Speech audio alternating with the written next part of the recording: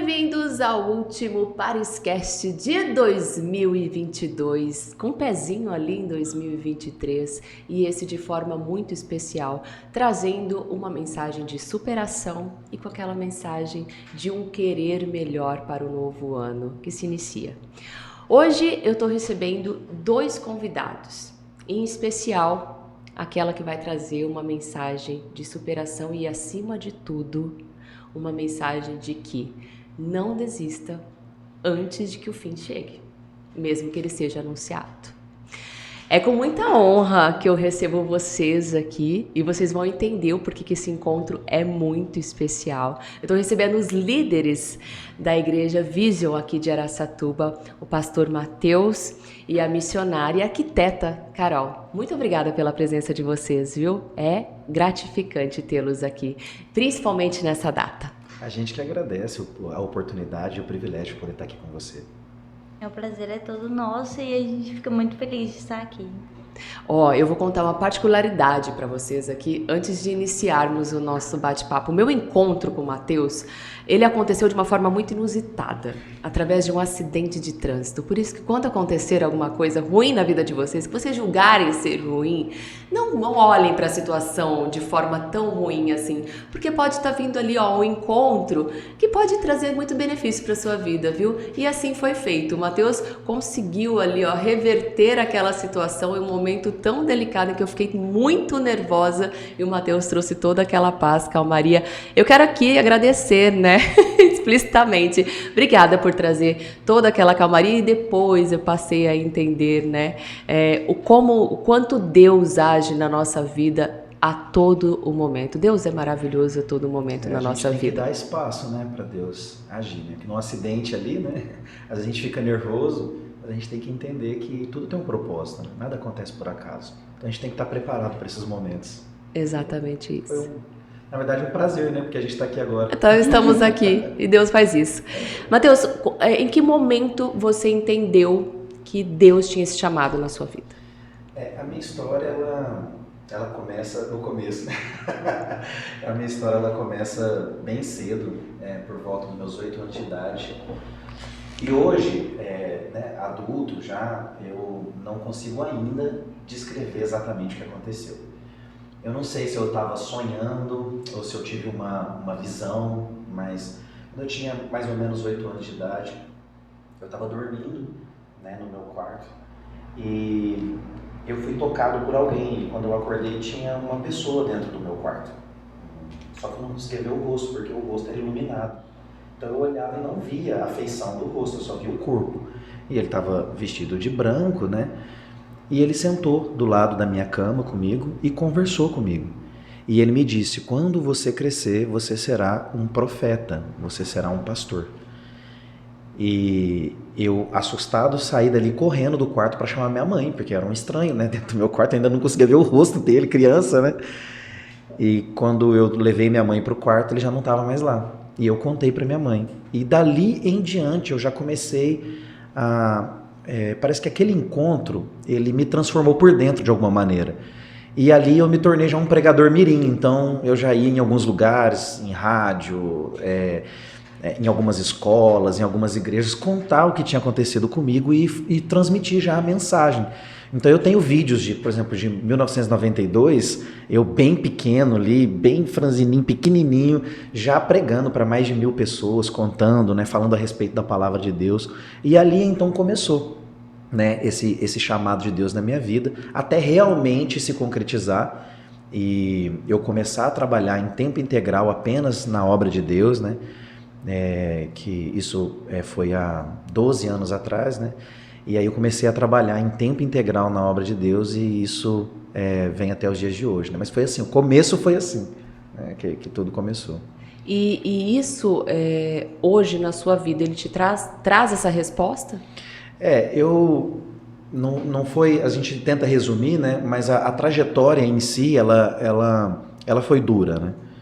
A gente às vezes olha o resultado, mas não sabe a trajetória, né? Então foi muito difícil. A Carol vai contar o momento mais difícil da nossa vida, né? Mas eu aceitei esse chamado nessa época, mas eu fui viver ele 12 anos depois, né? Quase esperando por esse momento, né? E a Carol entra nessa história toda muito novinha, não é mesmo, Carol? Foi nesse momento dele, pequenininho, que eu me apaixonei mesmo por ele.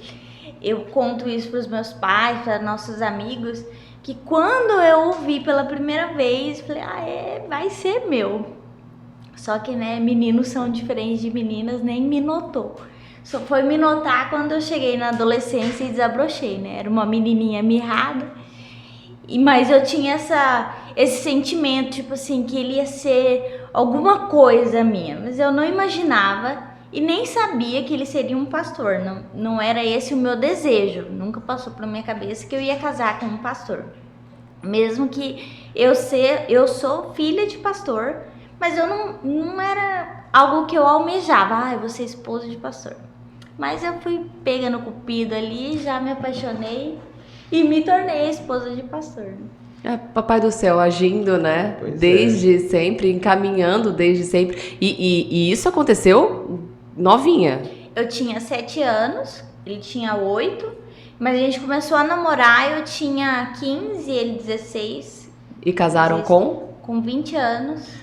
Porque na verdade a gente namorou 1 ano e meio e aí depois ela foi para Campo Grande, né? A gente morava em Três Lagoas na época, para fazer cursinho, e eu fui para Ribeirão Preto. E a gente namorou 2 anos e meio por carta. Distância. Por carta? Não tinha WhatsApp, né? Uau, que história maravilhosa. Tínhamos ficha de cartão, ficha de orelhão. A gente usava orelhão e carta no correio. Que lindo! E quando eu fui começar a namorar com ela, né? Eu cheguei nela e falei assim, olha, tudo bem, eu gosto de você, né? Você gosta de mim, mas eu não vou namorar você se você não tiver um chamado. Você tem que ter um chamado. E aí ela... E eu conto, né? Eu não sabia o que era um chamado, né? Chamado é quando Deus te chama para servir na obra dele. E aí eu rapidamente respondi, chamado? Eu tenho chamado. Lógico que eu tenho nem chamado. sabia o que era. Corri em casa, entrei no quarto, fechei a porta, falei, Senhor, me dá chamado. Me chama, que esse homem tá me chamando.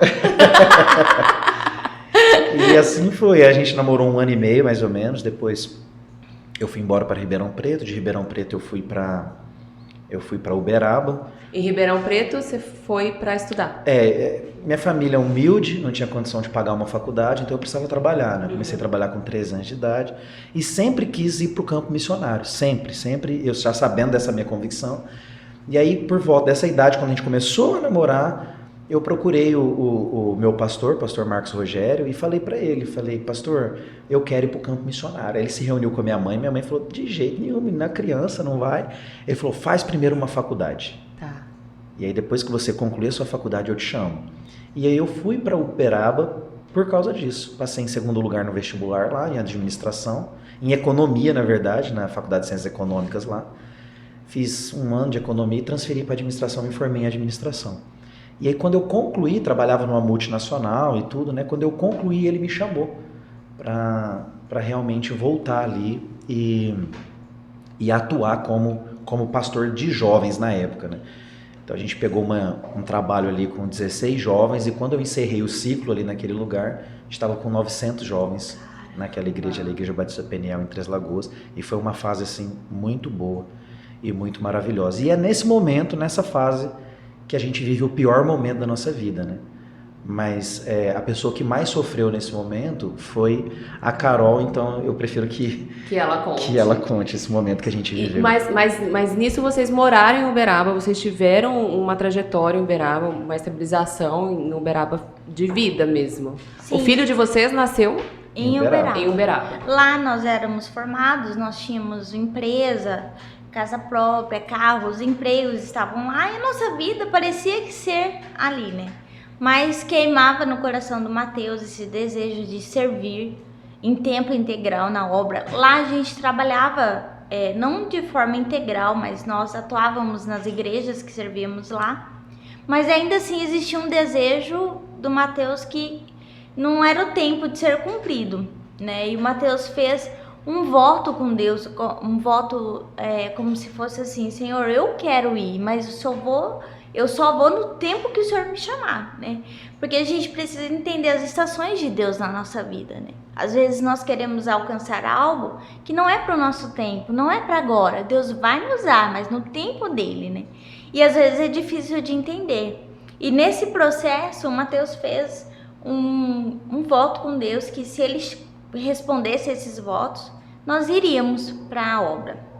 E foi assim que aconteceu, Deus respondeu os votos e nós voltamos para Três Lagoas para servir nessa igreja. Na igreja interessante, Peniel. né, que é que eu falo dos processos, né? Os processos são muito, muito difíceis de serem vividos. E às vezes de serem entendidos. Exatamente, porque naquela época, eu com 19 anos, 20 anos, ganhava um salário excelente, né? Naquela época, né, beirava os 10 mil reais. Naquela época. Não estou falando de valores atualizados. Né? Se você atualizar hoje, então dava uns 15 salários mínimos, mais ou menos, nos dias de hoje, né? Para um menino de 19 anos. 19 anos, né? Recém-casado. E tinha um potencial imenso na empresa, mas meu coração queimava por aquilo. Né? Então, isso é algo importante para a gente entender os processos de Deus na nossa vida e entender qual que é o nosso propósito de vida também. Né? Quando todas as portas estão abertas, mas o nosso coração arde por uma outra coisa, então não vale a pena nada daquilo que a gente está vivendo. Mesmo que todas as portas estejam abertas, é melhor a gente focar naquilo que faz o nosso coração queimar. Né? E aí eu fiz esse voto, e o meu voto ele consistia em 3 respostas. Eu falei assim, Deus, a primeira coisa, eu não quero pedir demissão, porque é muito fácil. Né? E se não for da tua vontade, eu estou pedindo demissão. Então o Senhor me faça ser dispensado desse trabalho. E não pode ter um motivo justo, eu não posso ter feito algo errado para ser mandado embora, porque também não dá certo isso, né? Eu falei, a segunda coisa, eu quero que a Carol aceite, sem sofrer, ela aceite prontamente. Né? Eu não quero que ela fique, será? Não quero. Não, eu quero que ela esteja comigo nisso. E em terceiro lugar, eu quero que o Senhor me mostre o que significa uma coisa que sempre aconteceu comigo, em vários lugares que eu passei. E às vezes eu chegava num lugar assim, uma igreja, por exemplo, e ninguém me conhecia no lugar, e alguém tinha uma visão e viu uma bola de fogo em cima da minha cabeça. A gente, bola de fogo? O que é esse negócio de bola de fogo? E até comércios aconteciam. Já entrei em comércio de estar uma pessoa lá, a pessoa assustar e falar assim, eu tô vendo um fogo na sua cabeça. Eu falei, gente, mas que negócio é esse de fogo? De fogo eu não entendia. Mesmo conhecendo a Bíblia, conhecendo a palavra, eu não entendia o que aquilo significava. Eu falei, Deus, eu quero entender o que isso significa. E dentro de uma semana, esses 3 votos foram respondidos. Eu fui dispensado sem um motivo justo, meu cargo foi extinguido, né? Eu era responsável por setor de recursos humanos, departamento pessoal, logística, e aí um gerente regional assumiu minha função e não tem mais, até hoje, não tem uma pessoa que faz o que eu fazia lá na empresa. Então foi extinguido e eu tive que ser dispensado. Eu liguei para Carol, meu filho estava com 2 meses. Com uma vida estabilizada. Uma vida estabilizada. A Carol tinha empregada que todo dia que cozinhava e etc. Saudade dessa época. E aí eu liguei pra Carol e falei, amor, tenho 2 notícias pra te dar. Uma boa e uma que eu não sei como é que você vai receber. Qual que você quer primeiro? Ela fala a boa. Eu falei, a boa que eu vou realizar o sonho da minha vida. Aí, que sonho é esse? Eu falei, eu preciso te contar outra notícia. Ela, qual que é? Eu fui mandado embora. Aí ela ficou em silêncio, né? Eu falei, e agora é o momento de eu viver o chamado que Deus tem pra mim. Essa é a oportunidade que eu tava esperando. E eu queria saber o que você acha. E ela, assim, prontamente falou assim, não, estamos dentro. Eu sempre soube, vamos, a gente vai viver isso e tal. A resposta. Né? E eu saí para ganhar praticamente 10% do que eu ganhava. Então, assim, foi um sacrifício imenso que a gente fez para poder viver o sonho de Deus para nossa vida. E não me arrependo, porque Deus cuidou de mim em tudo, né? Então, viver essas estações que a Carol falou, viver esses processos é algo que realmente marca a gente, né?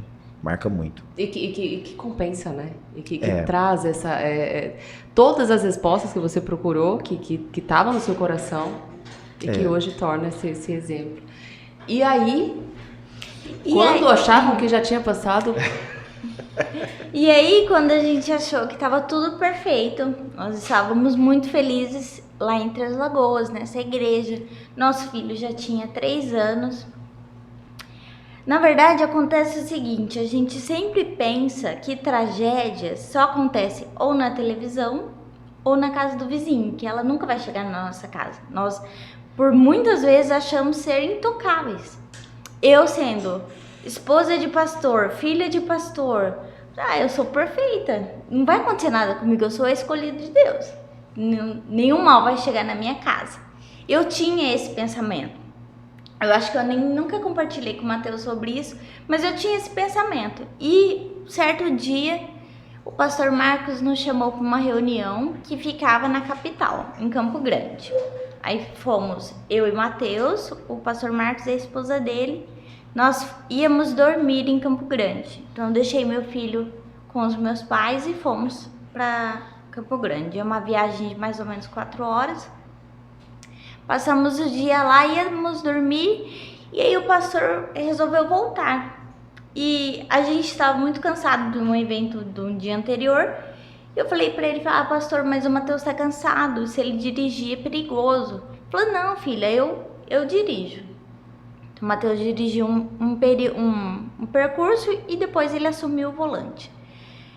Quando a gente estava por volta de uns 30 minutos para chegar na nossa cidade, o pastor Marcos estava num carro, o carro dele era uma SUV alta. Ele estava em alta velocidade, estava 140 km por hora. Era mais ou menos 10 horas da noite. E era uma pista simples que também não tinha acostamento. E dentro da pista tinha um andarilho. E na velocidade que ele estava, ele ia atropelar esse rapaz. E ele não queria fazer isso. Então, ele desviou o carro para não acertar. Mas quando ele desviou, estava vindo um carro na ultrapassagem. E ele voltou com o carro. Quando ele voltou, ele perdeu o controle. E aí nós começamos a capotar, não sei quantas vezes, até cair numa vala. Nessa caída, nesse acidente, ele faleceu na hora. A esposa dele teve hemorragias, escoriação pelo corpo. O Mateus teve a clavícula afundada. E eu, aparentemente, tinha quebrado a perna. Aí o carro estava virado, o Mateus conseguiu sair, conseguiu mexer na esposa do pastor, o pastor caiu em cima dela. Então, ela estava com falta de ar, ele conseguiu mexer nela ali para ela respirar. E pelo porta-malas ele me tirou. E aí quando ele me tirou, a gente viu que minha perna ela estava pendurada, ela estava quebrada, pendurada. E ele foi subindo o mais longe que ele podia, porque na cabeça dele o carro ia explodir. E aí ele subiu para a rodovia para pedir socorro, mas era um lugar escuro, ele estava todo sujo do acidente e ninguém parava para nós. De repente, depois de um tempo, parou um caminhoneiro e aí ele atravessou o carro na pista. O caminhão. Diga-se de passagem, isso é muito chocante. Esse caminhoneiro é de Araçatuba, eu descobri. Mas eu não sei quem ele é. Vai que ele escuta esse podcast. Por favor, eu morro vamos de vontade compartilhar. de saber quem é esse caminhoneiro. Vamos compartilhar essa parte, por favor. Ele é de Araçatuba. Nossa Senhora. E aí ele parou o caminhão atravessado na pista, então começou a parar carro dos dois lados. O carro que estava sentido em Três Lagoas foi pedir socorro em Três Lagoas e o carro de cá foi pedir socorro em Água Clara. Nós estávamos a 40 minutos da cidade mais próxima e o socorro demorou 3 horas para chegar onde a gente estava. Meu Deus. Foram horas assim intermináveis. O Mateus ficou muito agitado, com muita adrenalina, e o pessoal começou a dar socorro para nós ali. E a esposa do pastor estava acordada, só que ela não sabia, nem ninguém sabia que o pastor tinha morrido. O Mateus não sabia que ele estava morto. E aí o Mateus ouviu... Vocês achavam que ele estava desacordado. Eu não quis tirar ele de dentro do carro, porque como o banco dele quebrou, ele soltou, ele se bateu. Eu falei assim, é Hélida o nome da esposa, né? Ele estava em cima dela. Eu falei assim, ela não tô conseguindo respirar. Eu falei, Hélida, eu vou tentar aliviar aqui para você soltar seu cinto, mas eu não vou tirar, porque vai que ele quebrou a coluna, aconteceu alguma coisa. Então eu não vou mexer nele. Você consegue? Aí eu consegui soltar o cinto. Ela, agora eu tô conseguindo respirar. Eu falei, então eu não mexo mais nele, porque ele tá desacordado, eu vou subir e vou pedir socorro. E como a Carol tava livre, não tinha ninguém em cima dela, eu consegui tirar só ela. Os dois ficaram dentro do carro. E eu subi ali, comecei a pedir socorro, e é esse caminhoneiro que eu descobri depois que é de Araçatuba, e eu nunca encontrei com ele, ele foi o anjo de Deus, porque ninguém parava. Ninguém parava, porque é escuridão total, e eu ali pedindo socorro, e era uma vala muito grande. Então o carro não aparecia, parecia que eu estava ali só, né? A pessoa com medo de assalto, os carros passavam, não paravam. E aí o socorro falou assim pra esposa, o pessoal que tava ali, falou assim, calma, ele tá bem, ele tá vivo. E aí o Mateus ouviu que ele tava vivo e ficou desesperado, falou, ele vai morrer, então vamos tirar ele de lá. Aí eles chegaram no Mateus, segurou ele e falou assim, cara, você é o único que tá bem, aquele cara tá morto. A gente tá falando pra ela que ele tá vivo, pra ela ficar calma. Então você fica calmo, porque na adrenalina, o Mateus certamente estava atrapalhando o eu nem socorro. lembro bem, assim, mas eu tava muito agitado mesmo. Com toda certeza. Né? Muito agitado. E aí quando eu recebi essa notícia, ele morreu mesmo, e esse pastor, o pastor Marcos, foi o pastor da minha vida inteira. Né? Ele foi o pastor que me batizou, foi o pastor que me enviou, o pastor que me chamou para o seminário, o pastor que me chamou para a obra. Que apresentou seu filho. Que apresentou meu filho, né? Que consagrou meu filho. Foi o pastor da minha vida toda. Ele era um pai para mim. Então, perder ele naquele momento, aí ali foi o choque para mim, né?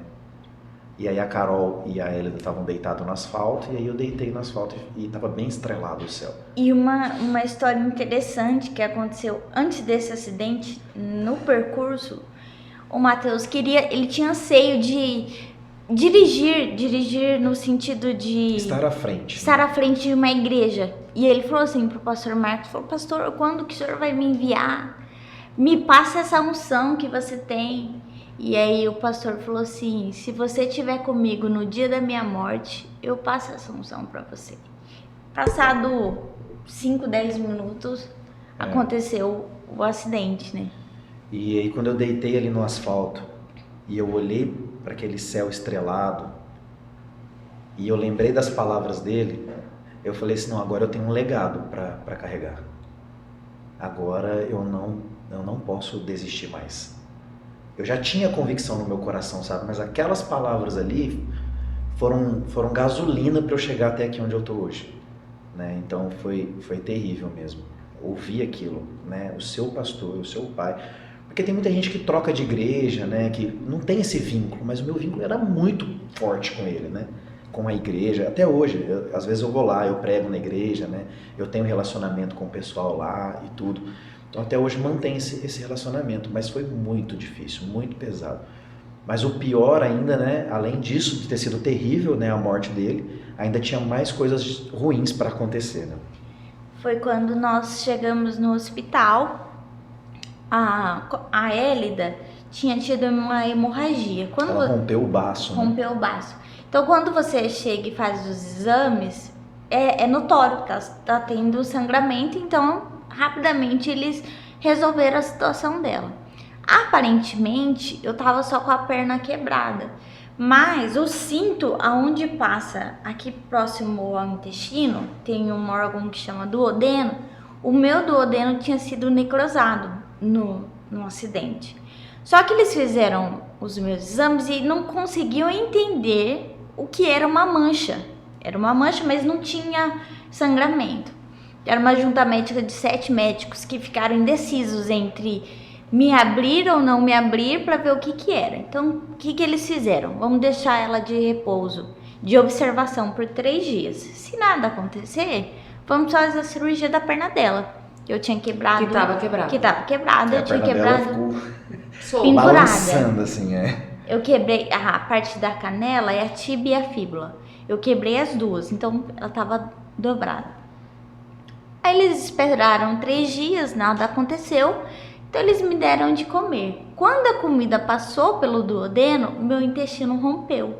E aí quando ele estourou, meu abdômen teve um aumento, foi automático, e eles correram comigo para o centro cirúrgico.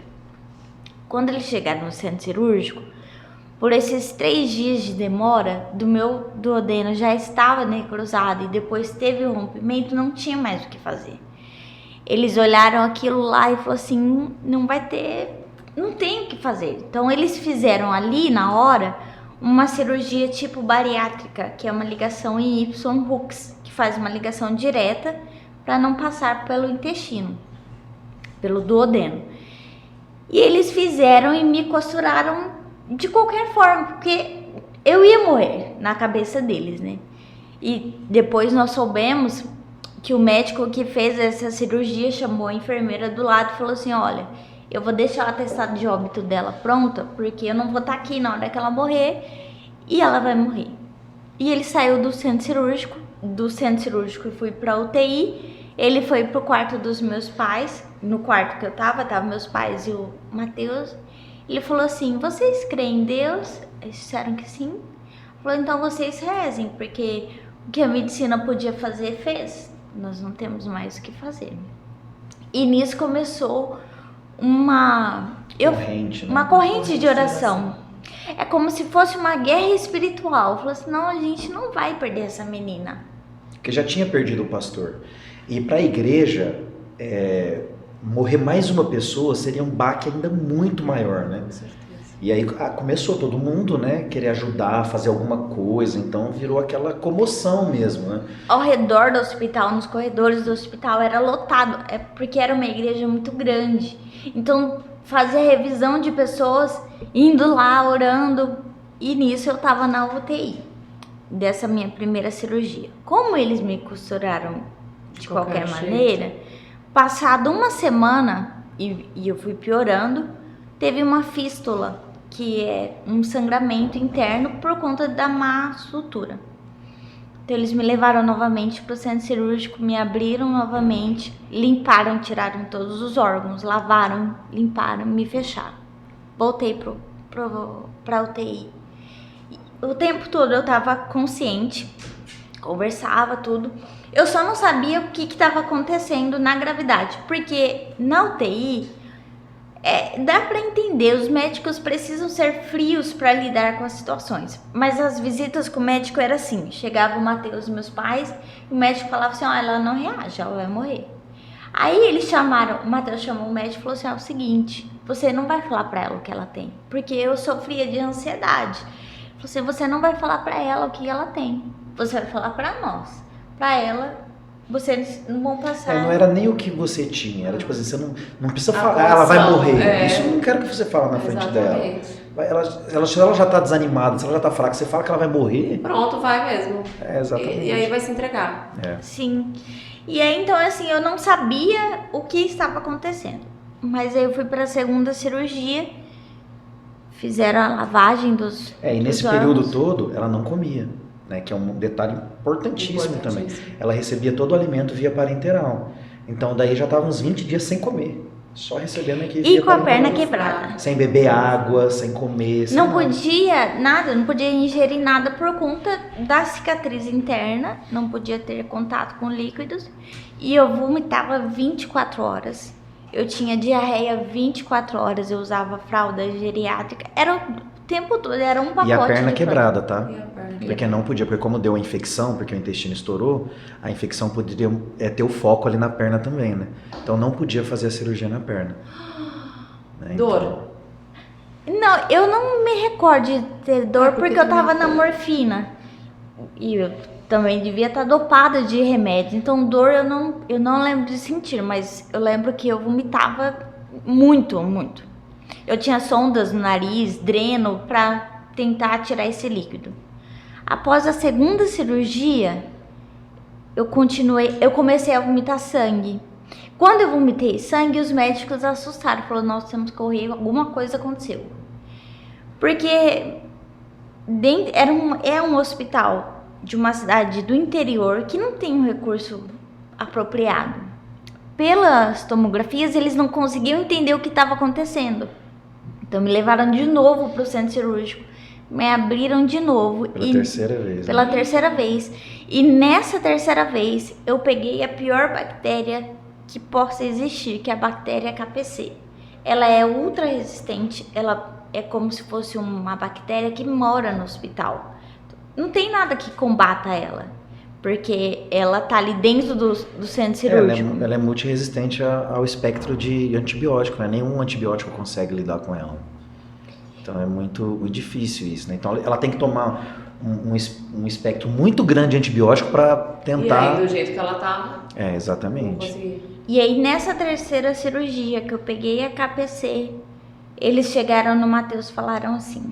E eu sou magra, e eu tava mais magra ainda, eles falaram assim, olha, ela não tem pele, se a gente tiver que abrir ela mais uma vez, não vai ter como costurar. Não tinha mais, eu tava muito machucada. E aí eu fiquei muito debilitada. O que eles falaram é que você ia ficar aberta, que eles iam colocar um tecido em cima, ela ia ficar aberta, porque aí ia fazer a laparotomia, que é o procedimento, né? Que é lavar os órgãos ali, então ela ia ter que ficar aberta. Imagina a gente ouvir isso, né? Meu filho com 3 anos de idade. 3 anos de idade. Nisso passou quanto tempo? Isso já dava por volta de uns 20 dias. Né? Quase 20 dias já estava dando aí. Nesse prazo da primeira, segunda cirurgia, vários amigos nossos com condições financeiras conseguiram helicóptero móvel de UTI para me tirar de lá, vagas no Brasil, onde eu quisesse ir, eles podiam me levar. O hospital falava, se ela sair daqui, ela morre. Ela não aguenta. Porque eu estava ligada a vários aparelhos. Eu estava acordada, mas com todos esses aparelhos ligados a mim. Então eu não tinha o que fazer. Na verdade, eu ia morrer ali. Como era um caso que teve muita repercussão por conta do nosso pastor ser um pastor na cidade, na região e no Brasil também muito famoso, no dia da morte dele o Senado fez 1 minuto de silêncio em honra a ele. A mídia estava em cima do hospital. Então o que o hospital fez? O hospital entrou em contato com o Hospital Adventista de Campo Grande para conseguir uma vaga na UTI, porque também não se consegue vagas em UTI por conta, né? E o hospital chegou no meu pai, no meu esposo e falou assim, olha, nós conseguimos uma vaga, a gente não tem mais condições de tratar ela, porque eu tinha pego essa bactéria. E aí eles me transferiram de Três Lagoas para Campo Grande. Que era um risco enorme. Enorme. Só o fato dela ser transportada, ela poderia morrer no transporte. No caminho. Exatamente. No caminho. Quando eu cheguei em Campo Grande, começou tudo de novo, todos os exames, para ver o que estava acontecendo, para ver o que Três Lagoas tinha feito em mim. E nisso eu peguei uma pneumonia. Então, Não termina, gente, meu Deus. Meu caso, de um degrau para baixo, eu só ia descendo. Então, eu tive todo o corpo transformado. A coloração de pele minha mudou, a cor dos meus dentes, da minha unha. Eu fiquei deformada. E a cada dia que passava era uma novidade ruim que acontecia. Eu estava num grau de asepsia, que é de contaminação, que foi muito parecido com o Covid. Eu fiquei num leito de isolamento, nada podia ficar ali dentro do meu leito. Quando a visita vinha, colocava luva, capote, máscaras. Eu fazia exames periodicamente. A máquina vinha até a mim para fazer o exame, porque eu não saía do leito. E quando a máquina saía, ela tinha que ser esterilizada, meu quarto era esterilizado o tempo todo, por conta dessa bactéria que eu tinha, dessa KPC. E aí, eu já tava perdendo a minha voz, porque eu vomitava muito, muito ácido. Isso já faria uns 30 dias que eu tava já internada. Eu perdi a voz, mas e perdi a força no corpo, eu não conseguia segurar nada. Um copo descartável era pesado pra mim, porque eu perdi a força do corpo. Eu perdi tônus muscular. Então eu perdi a força das vozes, nas cordas vocais. E aí, paralelo a isso, tinha um diário que eu escrevia às vezes, quando eu conseguia escrever, relatando como tinha sido o dia.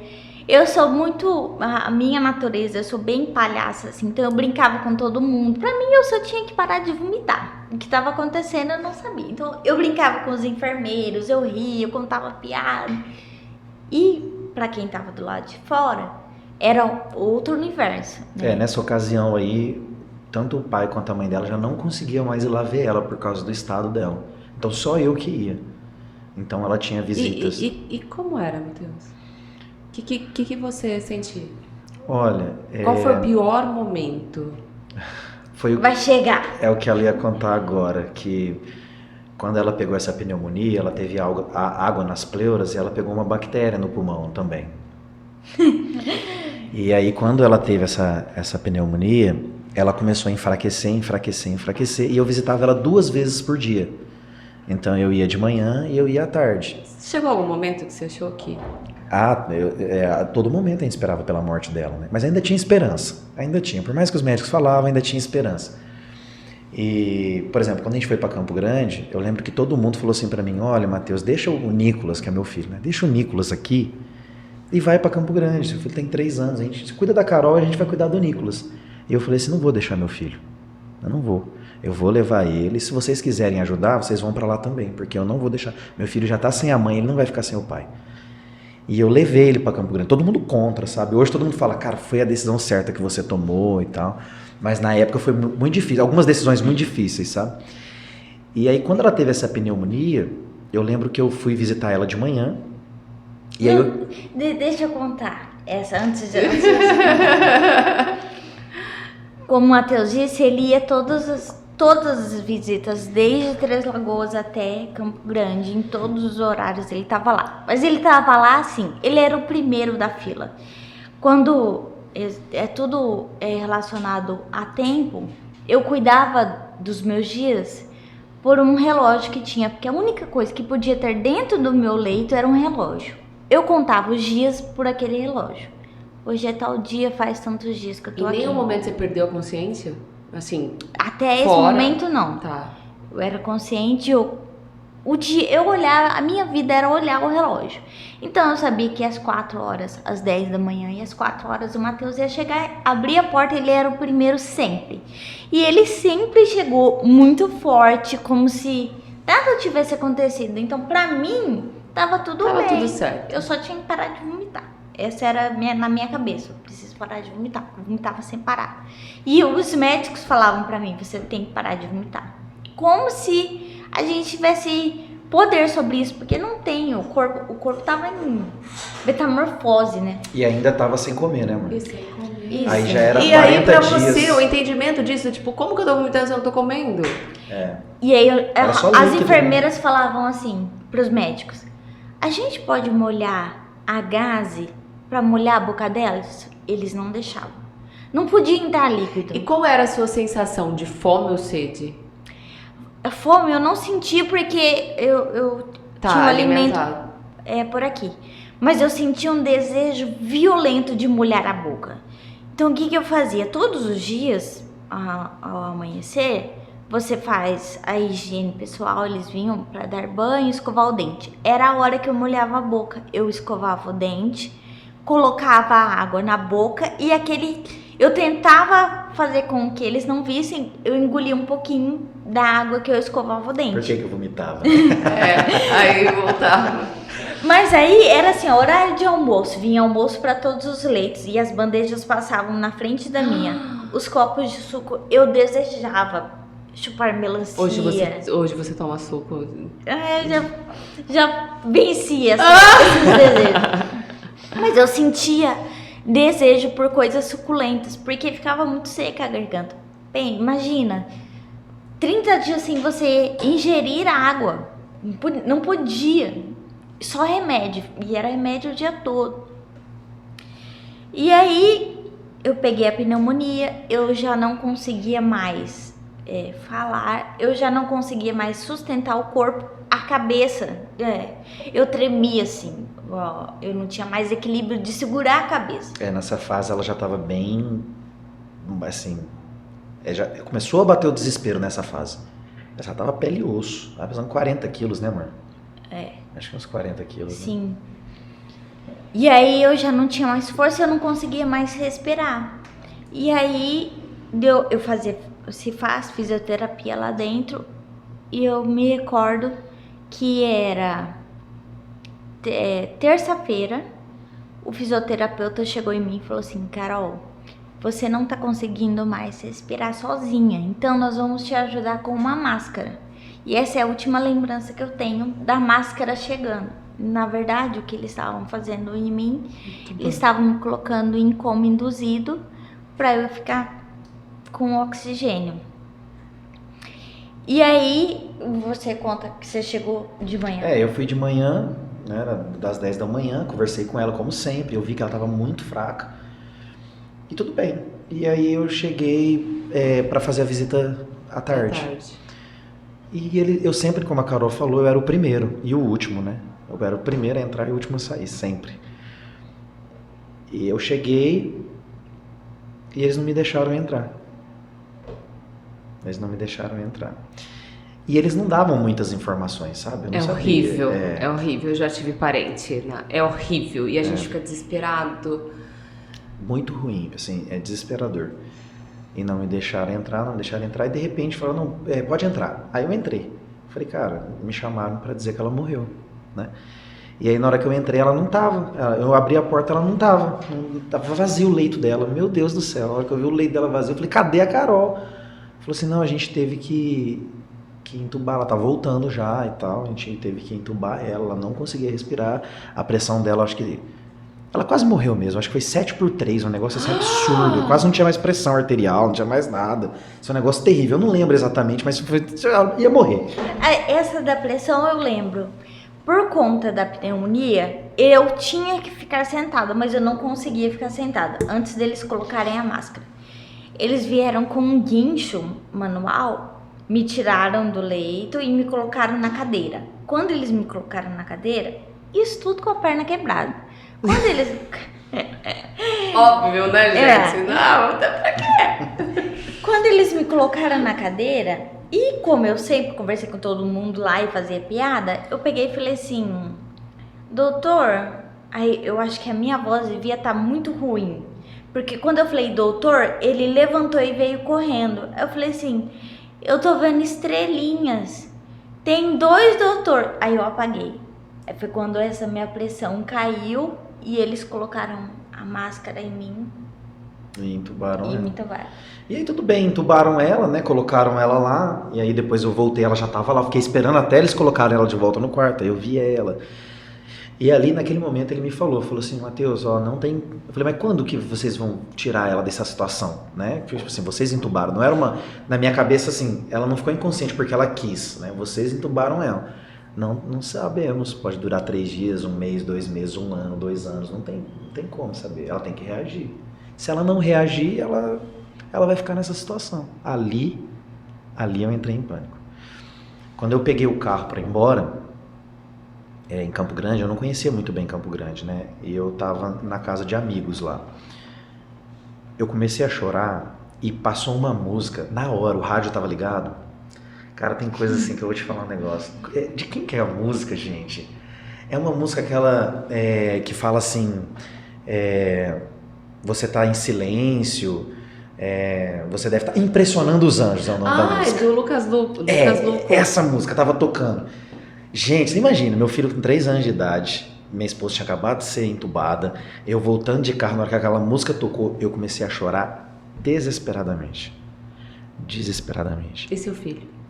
Meu filho estava na casa dos amigos. Mas ele tinha uma compreensão? Pouca, mas ele Perguntava? Perguntava dela, né? Ah, mamãe tá no hospital, tá assim, mas a gente não dava muitas informações. Na verdade, meu filho sabia que eu tava com a perna quebrada. Tá. Exato. É que é muito pequenininho muito também. Pequenininho. E aí eu chorei tanto que eu não consegui dirigir mais. Eu tava sozinho dentro do carro, eu tive que parar o carro. E ali naquela ocasião foi quando eu tive assim, a primeira crise de ansiedade gravíssima que eu tive na minha vida foi ali, né? Eu acho que é uma crise de pânico, assim, uma ansiedade terrível. E eu comecei a esmurrar mesmo o volante do carro. Comecei a esmurrar o volante do carro e chorar muito, desesperadamente. Por que isso está acontecendo? Por que comigo?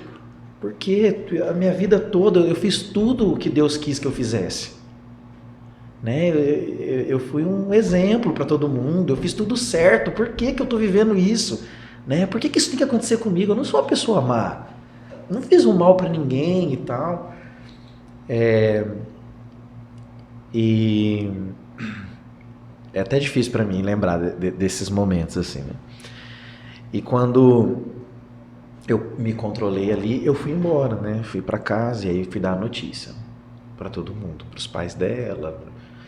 A Carol foi entubada, a situação dela é grave. E aí eu fiz uma lista de transmissão, então eu mandava pras pessoas, as pessoas tinham informação, né?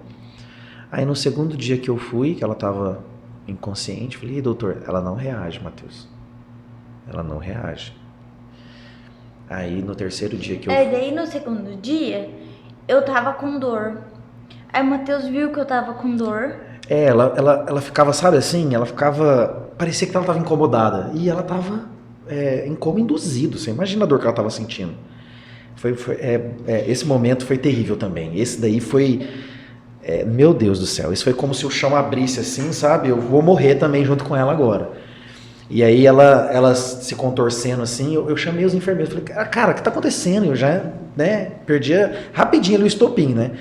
O que tá acontecendo? A gente não sabe o que tá acontecendo. Eu olhava ela, olha, tá acontecendo, ela tá sentindo dor, não é assim mesmo. Eu falei, não é assim, ela tá sentindo dor, não vou sair daqui. E assim, ela tinha um leito separado, mas era dentro da UTI. Então ali a gente via gente morrendo, a gente via as coisas acontecendo. É um clima, né? Clima de morte, né? E aí ela tentava abrir o olho assim, eu falei, cara, não tá normal, não vou sair daqui enquanto não descobrir o que ela tem, porque ela tá sentindo dor. Não, o senhor tem que sair. Eu falei, não vou sair, já quase saindo no soco com o pessoal lá. Grudando. Desesperado, né? Desesperado mesmo. E aí eu falei, amor, você tá sentindo dor? Aperta minha mão. Ela apertou minha mão.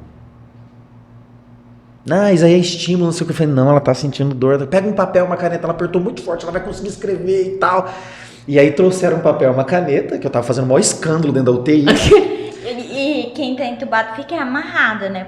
Pro instinto não puxar. E aí eu soltei as mãos dela e tal, dei na mão dela e ela não me segurou, ela segurou o papel e a caneta. Aí eu falei, amor, escreve. Aí ela escreveu, começou a escrever. Aí ela escreveu assim, cal... Meu, cal... E apagou. Aí eu falei assim, ela escreveu meu cal, o que é cal, gente? O que é cal, não sei o que e tal. E os médicos e não, todo mundo em pânico, porque eu nem lembro direito, pra falar a verdade. Porque... Mas eles também devem ter ficado em choque, porque se ela tava em coma induzido, como é que faz isso? Ela tava sedada, né? Mas tipo, eu acho que a dor era tão grande que a sedação não foi suficiente, né? Eu acho que é isso. Eu não entendo, né? Mas o negócio foi chocante. E aí, quando ela fez aquilo, e ela escreveu lá, meu cal, né? Eu falei, o que é isso? O que é isso? Aí ela voltava de vez em quando, assim, dava aquela abrida no olho, assim, e ela entubada, com um negócio na boca, no nariz, aquele monte de máquina, assim, um negócio horrível de ver. A gente tem foto, eu vou te mostrar depois. Meu Deus. A gente tem foto. Mas tem também uns vídeos seus, né? Tem no vídeo, no Instagram. Vamos abrindo aí, Igor, por favor, o Instagram deles. Tá no seu ou tá no do... Tá no meu, nos destaques tem acidente. Como é que é o seu? É Carol Martins Dantas. E aí, ela super inchada, a mão dela tava bem grande, assim, de inchaço mesmo, né? E aí ela abriu assim, eu falei, por que é meu carro? O que é meu carro? Aí eu não sei o que deu em mim, eu falei assim, o que é? Seu calcanhar? Aí na hora que eu fiz, ela é tão gozadora, Carol, que mesmo inconsciente, ela fez assim... Tipo, porra, né? Caramba, eu falei, tô morrendo, que ninguém entende que é o calcanhar. É o calcanhar dela. Aí levantaram da perna quebrada. Eles não estavam fazendo a troca de posição, tava com uma escara, tava toda comido o calcanhar dela.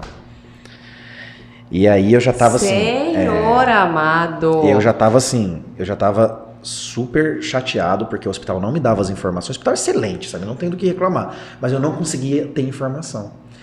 E aí eu consegui o contato, a gente tava no convênio, né? Convênios Cacemes, né? Era o convênio nosso lá no Mato Grosso do Sul. E eu consegui o contato da diretora, uma mulher chamada Jucli. E aí eu fui lá, marquei com ela, Carol. E aí eu fui lá, marquei com ela, né? Uma reunião, cheguei lá, falei, eu vim aqui, porque tá acontecendo isso, minha esposa tá com a escara, gente. Como que né? pode uma coisa dessa? Um hospital particular e tal, não dá. Isso é inaceitável. Fiz uma reclamação formal. E aí, sem avisar, o convênio foi lá e fez uma auditoria lá no hospital, tudo por causa do meu escândalo, né? Que eu fiz um escândalo. E você me conheceu um pouco, você sabe que para eu fazer uma coisa dessa, você viu que aconteceu... Olha, gente, porque eu conheci no momento, né? Quando aconteceu o acidente, você viu minha calma, né? Eu sou o tempo todo eu sou desse jeito, super tranquilo, vou levando e tal. Mas ali não, ali eu peguei... É com K. É com K, é. E ali eu peguei e realmente fiquei nervoso. Aí eles foram e tal. Aí começaram, colocaram um relógio em cima da cabeça dela e aí faziam a mudança. É, esse primeiro, isso. E aí faziam a mudança dela, eu acho que de 2 em 2 horas mudava ela de posição. Aí colocaram um relógio assim, né, grande, e aí no desenho do relógio tinha as posições que era para colocar ela. Aí só aí que começaram a fazer essa troca. Então você imagina, ela tava infecção generalizada, pneumonia, água nas pleuras, bactéria no pulmão, perna quebrada, entubada e agora com escara. Com escara. Com escara. Não, e que deve doer. Não, para ela, para sedação não ser suficiente. Eu ainda tenho essa escara, porque ela necrosou o calcanhar. Depois que eu tive que fazer uma debridação, que é com bisturi retirar a parte morta da carne. E nós não somos como uma lagartixa que você corta o rabo e o rabo cresce. Então a gente fica com a cicatriz, né? Na verdade eu tenho uma parte do meu calcanhar que é uma carne morta que não sai. Só se eu quisesse fazer uma assim, plástica. Né, por uma questão de... ali foi realmente uma falha, né? Ah lá. É isso daí. Esse é meu pastor que faleceu, o carro, o estado que ficou. Caraca! Aí, ó, passa algumas coisas. Aí, esse é o passo a passo, né? É a transferência dela. Olha ela piscando. Aí foi quando ela saiu. Isso. Aí já é outra coisa, né? Ela contando lá na nossa igreja, isso daí. E aí a gente, né, passou esse momento, né, dela tá assim, eu perguntava, e aí, quando que ela vai sair, né? E ela já tinha feito a auditoria lá e tudo, já estavam tratando ela, vamos dizer assim, com mais cuidado, né? Tudo bem. Que na verdade eles já estavam, né? Será que os próprios Eu médicos? acho que não, assim, é lógico, né, que a probabilidade dela morrer era grande, mas é muito rápido, na verdade, porque para pensar, ela entrou em coma num dia, no outro dia deu a escara. Eu acredito assim, eu não entendo, talvez alguém que está nos assistindo vai entender melhor, mas de repente um enfermeiro que não fez o que devia, uma troca, uma coisa assim, sabe? Não, é porque o estado dela era grave, então eu não culpo, apesar de ter sido um erro, mas é uma coisa muito rápida, eu imagino, porque de um dia para o outro, entende? Nossa, você mudou muito. Muito. Não, tem uma que é da perna dela, não sei se você vai conseguir achar, que mostra as duas pernas, uma do lado da outra, assim. Não tá assim. Não tá aí, né? Não. Nossa, se você ver, uma perna dela é mais fina do que o meu antebraço, assim, ó. Fininha a perna dela. É a outra fina é a outra. A de cá Mas enfim. Aí isso era o segundo dia. Aí passou o terceiro dia. Daí no terceiro dia... E o Matheus ia todo dia nos 2 horários da visita. No terceiro dia, o Matheus foi na visita, meus pais já não iam mais. E você percebeu isso? Como é que foi isso? Você perguntou pelos seus pais? Não, foi quando ela ficou inconsciente que eles não foram, né? Acho que foi isso, né? Que aí ela inchou, ela quando eu estava consciente, eles iam, me davam um beijo na testa e saíam. Eles não conseguiam permanecer. Tá. Eu tive amigas que foram lá me ver, que ao me ver desmaiavam. Tipo assim, a mudança física que teve foi tão grande, chocante, que eu não sei como que eles não desmaiaram também, mas desmaiava e caía lá do lado do meu leito. Aí no terceiro dia, minha mãe foi com o Matheus, ficou lá embaixo com o Nicolas e o Matheus entrou pra UTI. Passou o horário da visita, todo mundo dos outros leitos que foram visitar começaram a descer chorando da UTI. E aí minha mãe começou a ver aquilo, por que as pessoas estavam saindo chorando? E aí uma mulher chegou na minha mãe e falou assim... Não, e aí ela não me viu descer. Ah, entendi. Aí ela falou, minha filha morreu. Né? Ela pensou isso. Né? Aí a mulher chegou na minha mãe e falou assim... É sua filha que tá lá? Ela falou assim, Ela falou assim, seu genro... Que ela falou? Seu genro tá se despedindo dela. Tá fazendo uma declaração de amor pra ela. E uma das tristezas maiores que eu tenho é porque eu falava e ela me respondia com sinais. Você tá me ouvindo? Me aperta. E ela apertava a minha mão. Então pra mim ela tava ouvindo. E ali eu comecei a falar com ela. E o que você falou? Eu não consigo lembrar exatamente o que eu falei, mas uma das maiores tristezas minhas é que ela não lembra. Ela não lembra, porque foi tão espontâneo que eu realmente não consigo reproduzir o que eu falei lá, sabe? Ele se ajoelhou do lado do meu leito. É. A UTI parou, porque você tem horário de entrada e saída. Os médicos não conseguiam tirar ele. Tipo assim, ninguém chegou nele e falou pra sair, mas ele ficou além do tempo permitido dentro da UTI. É. Porque foi muito espontâneo. Eu imagino que ele devia estar aos prantos falando comigo. E ela não lembra. Mas eu não. Eu No não coração lembro. vem. Eu vou te contar uma coisa pra você entender como que tudo isso é pra mim. Isso aconteceu faz 7 anos. A Carol já contou isso que ela tá contando aqui em vários lugares, assim, igrejas. Ela já foi convidada em vários lugares para dar esse testemunho de superação, né? E eu não acompanho ela.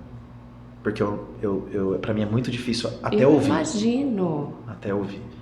Então eu acredito que acho que eu ouvi quantas vezes? 2 vezes. 2 vezes, né? Essa é a terceira. Que honra, obrigada. Então quando você pergunta assim, o que você falou, para mim é muito difícil. Eu imagino. Eu não consigo reproduzir. Eu acho que se eu for falar aqui, acho que a gente vai ter que parar o né? podcast, que eu não vou conseguir. Então é muito difícil para mim.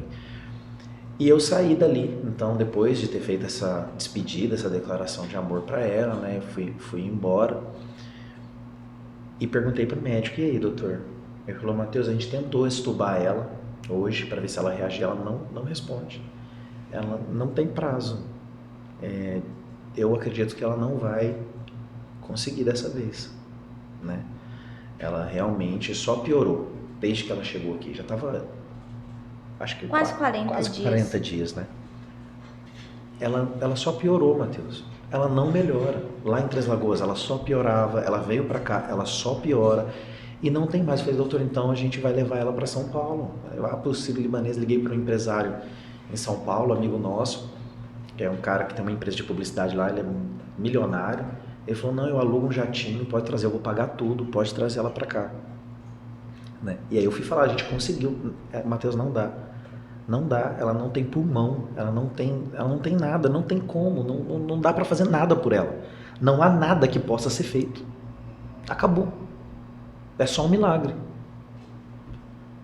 E eu já tinha feito aquela despedida toda, né, e tal, e aí eu fui embora, e aí dormi, né, tal, acordei no outro dia e falei, vou para a visita das 10. E era isso que você fazia, Matheus? Você dormia e acordava para ir para cuidava visita. do meu filho. Era Cuidava isso. do seu filho. E aí eu peguei e acordei tranquilo, cuidei do meu filho, fiz o que tinha para fazer. E falei, eu vou fazer uma oração antes de eu ir. E é engraçado, porque todo mundo falava assim para mim, Matheus, você precisa confiar em Deus. Eu ficava muito bravo. Acho que as pessoas, né, elas querem ajudar. Mas no geral a gente não sabe consolar as pessoas. Não sabe. A pessoa vem querer consolar a gente, mas fala só piora. Só piora. Eu falo que talvez o silêncio um abraço, só tá ali do lado, é a melhor coisa que você pode Exato. fazer. Sim. E eu vou contar um episódio aqui antes de eu voltar nesse ponto que eu tô, dessa oração que eu fiz. Todo mundo falava assim pra mim, não, Matheus, Deus vai dar um milagre, você vai ter um testemunho lindo pra contar. E aquilo, eu ouvia e ficava assim, né? Só que por dentro, eu ficava muito irritado. Ficava muito, mas não falava nada. Aí um dia uma prima minha, pessoa queridíssima, amo demais, a Gislene, né? Ela falou assim pra mim, Matheus, você já ouviu o testemunho da Bianca Toledo? Não sei se você já ouviu. Já ouvi. Que é também assim, né? Nossa, meu Deus. Vida. Aí eu falei assim, eu já ouvi falar já.